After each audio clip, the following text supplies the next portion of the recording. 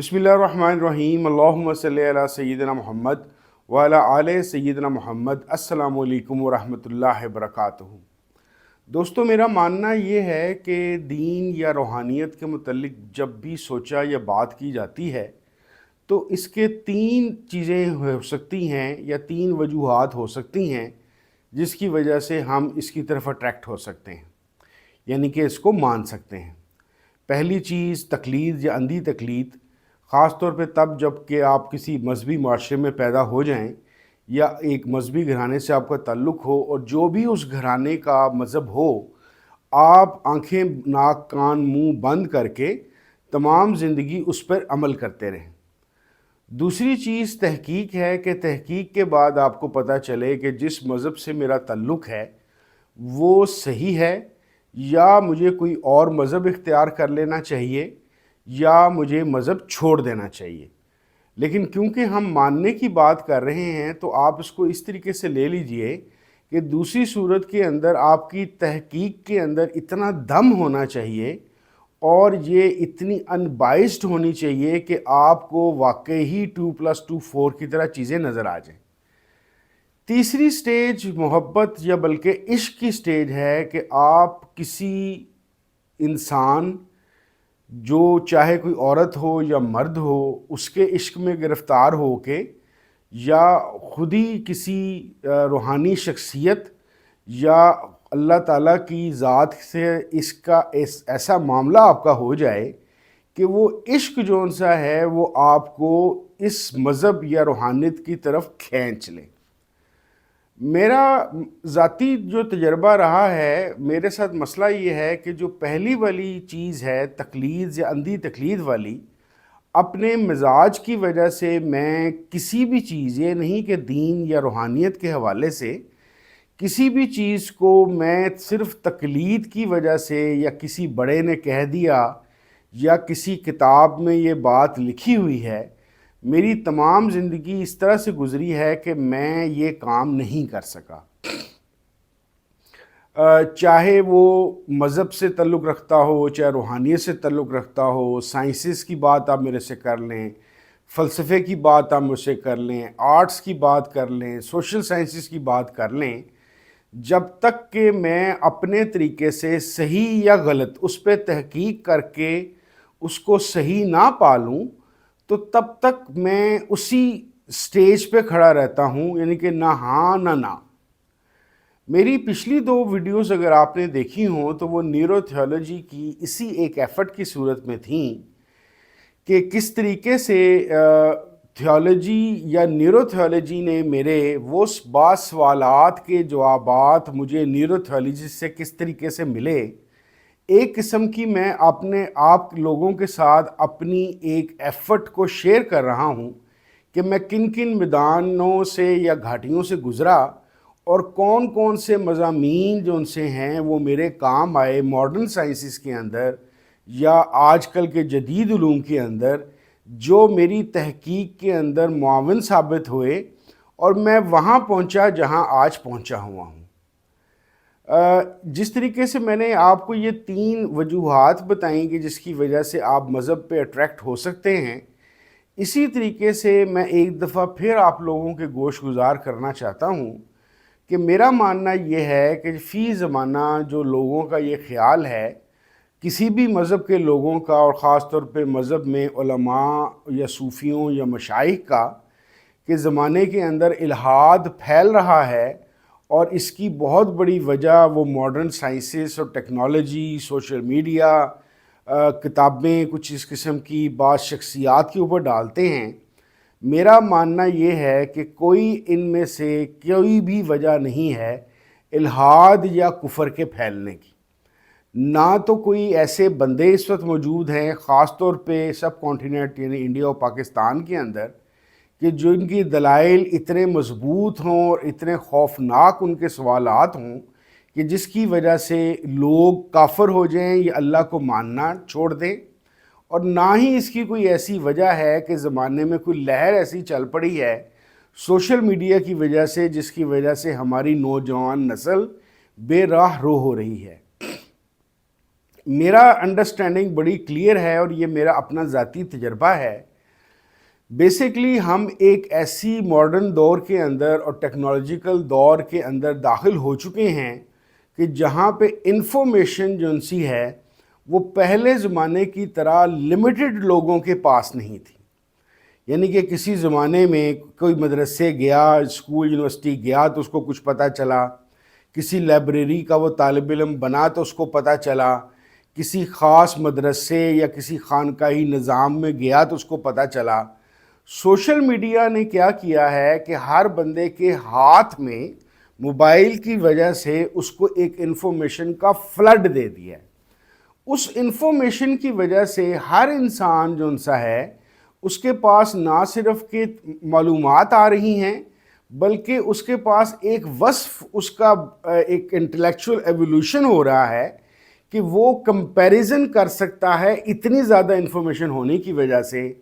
کہ اسلام کیا کہتا ہے، یہودی کیا کہتے ہیں، عیسائی کیا کہتے ہیں، ہندو کیا کہتے ہیں،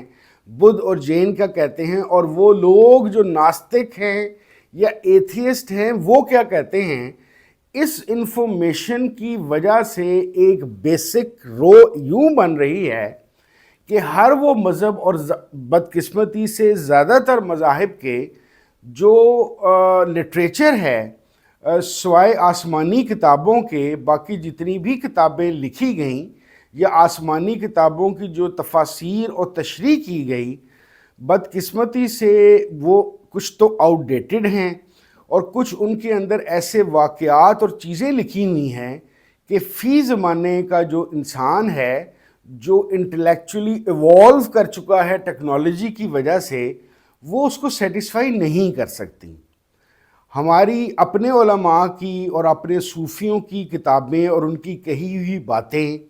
ہمارے سامنے کچھ اس طریقے سے آ رہی ہیں کہ کچھ ایسے سوالات بن رہے ہیں کہ وہ علماء اور وہ صوفی جو ماڈرن سائنسز اور انسانی نفسیات کے ساتھ بالکل کوئی تعلق جن کا نہیں ہے، وہ اس حملے سے یا ان سوالات کی بچھاڑ سے گھبرا چکے ہیں، پریشان ہو چکے ہیں. یعنی کہ اپنی ہی باتیں ان کے آگے سامنے آ کے کھڑی ہو گئی ہیں. آج کے انسان کو یہ بات سمجھانا کہ کوئی جمپ لگا کے چاند پہ پہنچ سکتا ہے، ماں کے پیٹ کے اندر کوئی قرآن حفظ کر سکتا ہے، زمین ساکن ہے، سورج جو سا ہے زمین کے گرد چکر لگا رہا ہے، یہ اور اس طرح کی بے شمار اور ایسی باتیں ہیں جو ہماری کتابوں کے اندر اس طریقے سے لکھی جا چکی ہیں کہ جب یہ وہ لوگ جو مذہب کے لحاظ سے تشکیک کا شکار ہوتے ہیں اور بہت سارے ایسے تشکیک کی باؤنڈری کراس کر کے لا مذہبیت کی طرف چلے جاتے ہیں، تو یہ ایسے سوالات اٹھاتے ہیں جن کا ہمارے علماء کے پاس کوئی جواب نہیں. بھلا کوئی فرقہ کیسے اس بات کا جواب دے گا کہ انٹرنیشنل اسپیس اسٹیشن کے ہوتے ہوئے جو 24 گھنٹے زمین کے ارد گرد 1,00,000 کلومیٹر کے آس پاس چکر لگا رہا ہے اور لمحہ بلمحہ کی تصویریں دے رہا ہے، اور جیمز ویب سے دور اور ہبل سے ہمارے پاس تصویریں آ رہی ہیں، اس فرقے کے لوگ اگر آج بھی یہ بات مانیں کہ زمین ساکن ہے یا زمین کے ارد گرد سیارے اور سورج سمیت تمام چکر لگا رہے ہیں،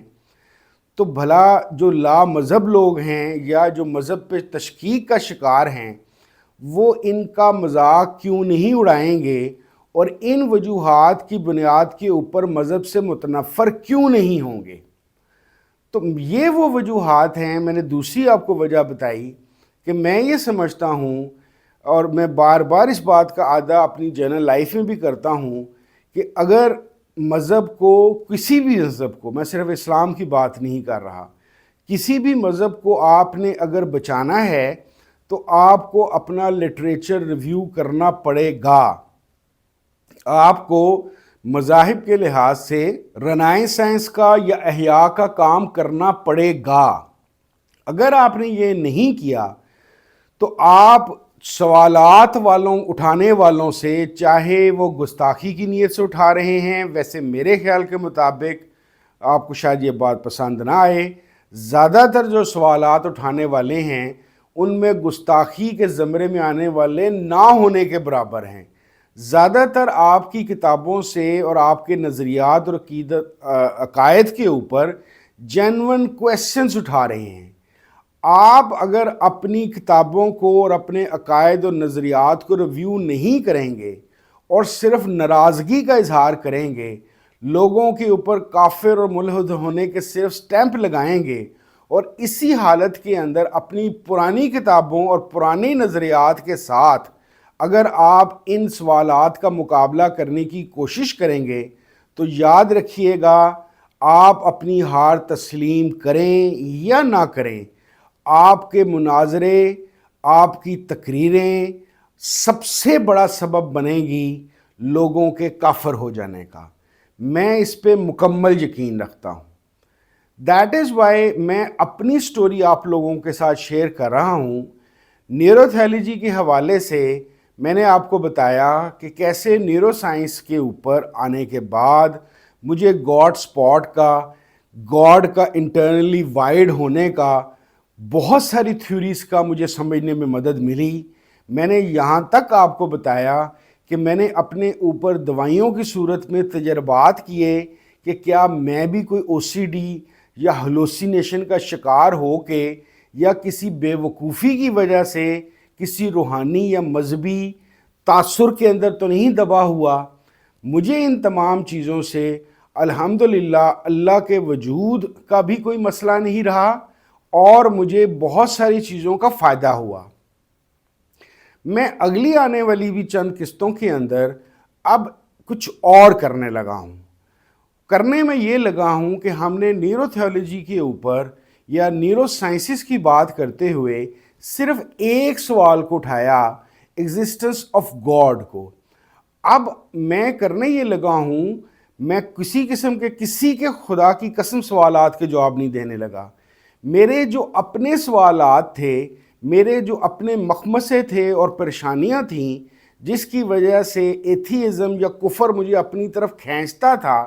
یا مذہب کے اندر رہتے ہوئے بھی میں تشکیک کا شکار ہوتا تھا، میں ان سوالات کو کیسے ریزولو کر سکا، کن مضامین سے ریزولو کر سکا، اب میں آپ کے سامنے باری باری وہ پیش کروں گا اگلی ایپیسوڈز کے اندر۔ میرے سوالات کیا تھے، میں آپ کو تھوڑا سا اس کا تعارف کرا دیتا ہوں۔ خدا کا تصور، دیوی دیوتاؤں کا تصور کیسے آیا؟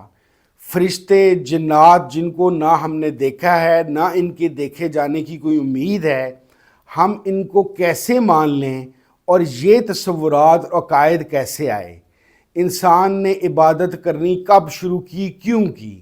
انسان نے انسان کو مرنے کے بعد دفنانے کا کیوں سوچا؟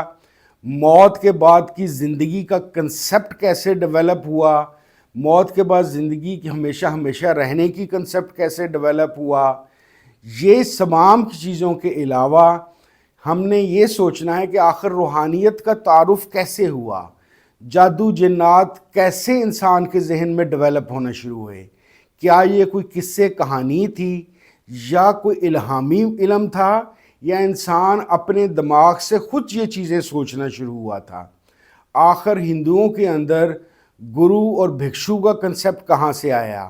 مسلمانوں کے اندر شیخ اور مرید کا کنسپٹ کس طریقے سے ڈیولپ ہوا؟ تو اس طرح کی ایک 12، 13، 14 سوال کی لسٹ ہے جو مجھے مختلف اوقات میں تنگ کرتی رہی، اور میں آہستہ آہستہ ان کو ریزولو کرنے اور ان سوالات کے جوابات ڈھونڈتا رہا، اور کافی حد تک کامیاب رہا، اور بہت ساروں میں ناکام بھی رہا۔ میرا مقصد آپ کو خدا نہ خواستہ، کیونکہ نہ میں کوئی عالم دین ہوں، نہ میں کوئی مبلغ ہوں، نہ میں کوئی پیر بابا ہوں، میرا مقصد آپ کو کوئی نئی کمیونٹی بنا کے اپنے پیچھے خدا نہ خواستہ لگانا نہیں ہے۔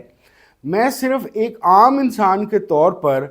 وہ سوالات جو ہر وہ بندہ جو مذہب میں ہے اور جذب مذہب کے مخالف ہے، جو اس کے ذہن میں آتے ہیں، میں نے ان کو کیسے اپروچ کیا، کیسے ریزولو کیا۔ میری آئندہ کی قسطیں بھی ان نظریات کی جڑ ڈھونڈنے کے لیے ہوگی، بالکل اس طرح جس طرح میرا ماننا یہ ہے کہ کسی بھی انسان کے کرتے ہوئے، کسی بھی عمل کو دیکھتے ہوئے ہمیں یہ سوچنا چاہیے کہ یہ کیوں کر رہا ہے، اس کا بیہیویئر اس طرح کا کیوں ہے، اگر یہ جرائم پیشہ ہے تو کیوں ہے، اگر یہ سافٹ ہے تو کیوں ہے۔ اسی طریقے سے ہم ان سوالات کے متعلق جانیں گے ماڈرن نالج کے ذریعے سے کہ آخر کیا روٹس تھیں کہ جس کی وجہ سے انسان اس طرح کے تصورات اور عقائد کو پالتا گیا اور ڈیولپ کرتا گیا، اور کہاں کہاں پہ کیا واقعی کوئی الہامی مذاہب جینولی تھے جنہوں نے آ کے مدد کی اور انسان کے اپنے سوچے ہوئے تصورات کو گائیڈ کرتے رہے۔ اس چیز کو کرتے ہوئے میں خاص طور پہ مدد لوں گا آرکیالوجی سے، پیلنٹالوجی سے، کیونکہ بہت سارے لوگوں کے لیے پیلنٹالوجی ایک نیا لفظ ہو سکتا ہے۔ پیلنٹالوجی اصل میں فوسلز کا علم کو کہتے ہیں، تو آرکیالوجی، پیلنٹالوجی، اینتھروپولوجی اور جینیٹکس کے علم کے ذریعے سے مجھے ان سوالات پہ تحقیق کرنے کا موقع کیسے ملا، اور بہت سارے سوالات کا جواب مجھے ان مضامین سے کیسے ملا، میری اگلی ایپیسوڈز اس سلسلے میں ہوں گی۔ میں آپ کو ایک بات بتاؤں کہ میرا ایک ہی مشورہ ہے، میں یہ نہیں کہتا کہ آپ زبردستی خدا کو مانیں یا نہ مانیں، میں صرف ایک چیز کہوں گا کہ پلیز کوشش کیجیے اپنی زندگی کے اندر کسی چیز کو اقرار کرتے ہوئے بھی اس کی کوئی بنیاد مضبوط ہونی چاہیے، کسی چیز کو رد کرتے ہوئے بھی اس کی بنیاد مضبوط ہونی چاہیے۔ کوشش کیجئے کہ اپنی زندگی میں گالم گلوچ، نفرت، غصہ، جھنجھناہٹ جیسے جو خیالات یا آتے ہیں جو اکثر مذہبی اور صوفی لوگوں میں آ جاتے ہیں، ان سے جان چھڑا لیں۔ اگر کوئی ایتھیسٹ بھی ہے تو اس کے سوالات کو تسلی سے سن لیں، ہو سکتا ہے وہ سوالات کہیں نہ کہیں آپ کے اندر بھی موجود ہوں اور آپ ڈھیٹ بن کر اس کے اوپر پہرا لگا کے بیٹھے ہوں۔ کسی کو کافر کہنا، کسی کو بہت بڑا مسلمان یا صوفی قرار دینا، کیونکہ ہم لوگوں کا مسئلہ یہ ہے کہ ہم کسی کو برا ماننے پہ آئیں تو اس کو چند سیکنڈ میں کافر قرار دیتے ہیں، کسی پہ اگر ہمارا دل آ جائے تو ہم اس کو صوفی اور بہت بڑا ولی اللہ مان لیتے ہیں، چاہے وہ میرے آپ جیسا کوئی عام انسان ہو یا اس سے بھی کم تر ہو۔ تو میری یہ ساری کی ساری ایفرٹ اس بنیاد پہ ہے کہ میں آپ کے ساتھ یہ بات شیئر کر لوں کہ صرف غصے کا اظہار، غلط کمنٹس کرنے، پھکڑی اڑانا، دوسرے کو کافر سمجھنا، بے وقوف سمجھنا، جاہل سمجھنا اور اس کو لادین سمجھنے کی بجائے آپ انسانوں کو سمجھنے کی بھی کوشش کیجئے کہ کوئی انسان یہ بات کیوں کر رہا ہے۔ سب سے بڑھ کے جس طرح سٹارٹ میں نے کہا، خدا کے لیے علماء سے اور صوفیہ سے میری درخواست ہے، آپ اچھے بھلے لوگ ہیں، آپ اللہ کا نام پھیلانا چاہتے ہیں، لیکن خدا کا واسطہ ہے اپنے گریبانوں میں بھی جھانکیں، کہیں آپ کا لٹریچر، آپ کی بعض کتابیں، آپ کے بعض خیالات ہی تو وہ وجوہات نہیں بنا رہے کہ جس کی وجہ سے لوگ کافر ہو رہے ہیں۔ میں اپنے طور پر اللہ تعالیٰ کی مہربانی جو میرے پہ ہوئی اور جس طریقے سے میں سیکھتا گیا اور جانتا گیا، میں صرف اور صرف آپ کے سامنے اس کو اچھی نیت کے ساتھ پیش کرتا جاؤں گا۔ انشاءاللہ تعالیٰ اب ہم شروع کریں گے آرکیالوجی، پیلنٹالوجی، سوشیالوجی، اینتھروپولوجی اور جینیٹکس کے حوالے سے یہی جو 12، 14، 15 جو ان سے کنفیوژنز ہیں یا ان کو سوالات کہہ لیجئے یا پرابلمز ایشو کہہ لیجئے، کہ کیسے یہ ایشینٹ زمانے میں یعنی کہ پری ریلیجن کے زمانے کے اندر ڈیولپ ہوئے، اور پھر خاص طور پہ جن ریلیجنز پہ میں بات کروں گا اور ان کے حوالے کو ایکسپلور کروں گا یا ڈسکس کروں گا، وہ ہیں ہندوازم، زرتشت، یہودی، عیسائی اور مسلمان، کہ کیا کون سے خیالات کس کی طریقے سے ڈیولپ ہوئے ایشین ٹائمز کے اندر، اور وہ آج کے دن تک مختلف مذاہب کا حصہ بن گئے۔ کیا وہ صرف ایک ذہنی کاوش تھی، یا بہت ساری چیزوں کو اللہ تعالیٰ نے مختلف اوقات کے اندر اپنے پیغمبروں، اتاروں اور فقیروں کے ذریعے سے ڈیولپ کر کے بھیجا، اور انسان کی رہنمائی الہامی طریقے سے بھی کی۔ انشاءاللہ تعالی میری کوشش ہوگی کہ میں زیادہ سے زیادہ آسان طریقے سے ان تمام نظریات کے آپ کی خدمت میں پیش کر سکوں۔ بہت شکریہ۔ السلام علیکم ورحمۃ اللہ وبرکاتہ۔